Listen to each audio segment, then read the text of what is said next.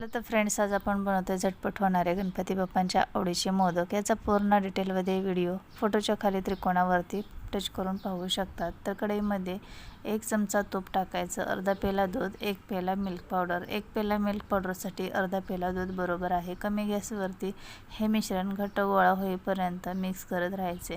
तर याचा परफेक्ट असा गोळा तयार झाला की आपण हे मिश्रण ताटामध्ये काढून घेऊया। जसजसं थंड होईल तसतसं हे मिश्रण घट्ट होत जातं। तर हे आता आपण ताटात काढून घेतले। यामध्ये अर्धा चमचा तूप, वेलची पावडर पाव चमचा टाकायचा आणि चमच्याने मिक्स करून घ्यायचं। हाताला सण होईल असं हे मिश्रण झालं की हाताला थोडं तूप लावायचं आणि हे मिश्रण मऊ करून घ्यायचं आणि मोदकाच्या साच्याला सुद्धा थोडं तूप लावून घ्यायचं, म्हणजे मोदक व्यवस्थित निघले जातात। हे मिश्रण मोदकाच्या साच्यामध्ये भरून व्यवस्थित दाबून भरायचं आणि इथे आपण उघडून बघूया।